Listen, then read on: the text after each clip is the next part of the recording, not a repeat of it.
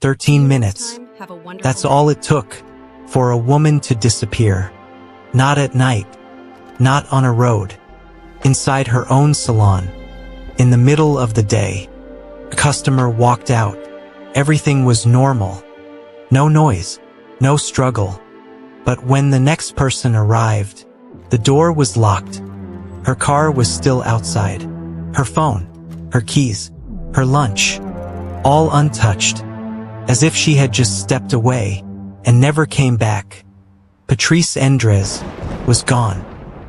To understand how unusual this is, you have to understand the space it happened in. This wasn't a crowded environment, not a place where people could blend in and out unnoticed. Patrice owned a small salon in Cumming, Georgia. Quiet, predictable, structured. Appointments were spaced. Clients came one at a time. There were no distractions, no overlapping noise. If something happened inside that space, it should have been seen, heard, interrupted. But nothing was. At approximately 11:35 a.m., Patrice finished with a client. The interaction was routine, nothing unusual. The client left. At 11:50 a.m., the next customer arrived. And in those 13 minutes, everything changed. The door was locked. Inside, her belongings remained exactly where they should have been. Her purse, her keys, her car still outside. Even her lunch, untouched. There were no signs of struggle, no broken glass, no disruption. Just a space that looked paused. As if someone had stepped away and never returned. Whatever happened fit entirely inside those 13 minutes and left nothing behind. Investigators didn't just look for what was there. They looked for what was missing. Because events like this leave traces. Noise, movement, something out of place. But here there was nothing, which suggests something else.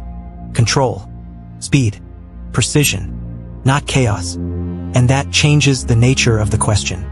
Because now it isn't just, what happened? It becomes, how did it happen so cleanly?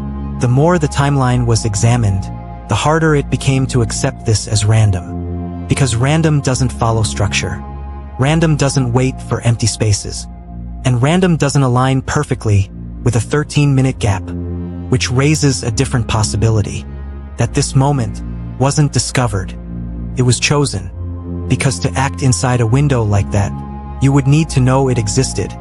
You would need to know when the last client left, when the next one would arrive. You would need to know exactly how much time you had. And that suggests something far more unsettling.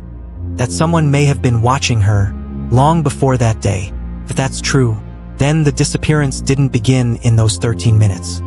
It began earlier, in observation, in routine, in small details that didn't seem important at the time. Because routines create patterns, and patterns can be learned.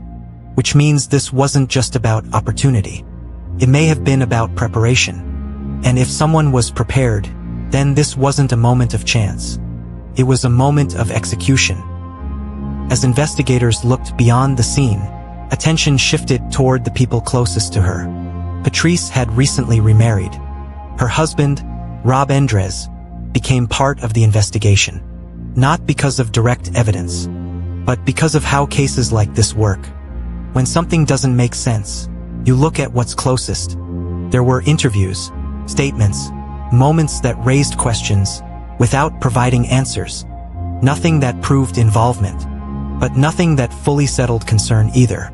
And in cases like this, uncertainty has a way of lingering. Days passed, then weeks, then months, and the case began to change.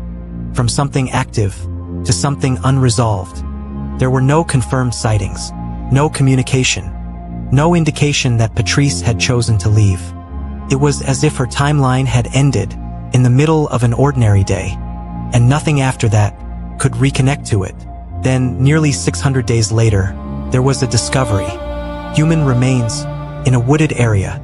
It was Patrice. But even then, the answers didn't come with it. There was no clear cause of death. No definitive explanation. Just fragments. Pieces of something that had already been lost.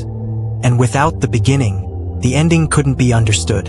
What makes this case different is not just that it remains unsolved. It's that it resists reconstruction. Because everything about it suggests it shouldn't have been possible. Controlled space, a fixed schedule, a 13-minute window, and within that time a person disappears, without sound, without resistance, without a trace, which leaves something deeper than uncertainty. It leaves doubt, not about who did it, but about how something like this can happen at all, because 13 minutes doesn't feel significant.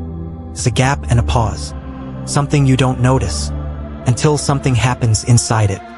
Patrice Endres didn't vanish in darkness. She vanished in plain sight, in a place that felt controlled, in a moment that felt ordinary, and whatever happened fit entirely inside a window most people would ignore. 13 minutes. That's all it took. This is Real Echoes of Reality. Subscribe if you're paying attention. And tell me, what do you think happened in those 13 minutes?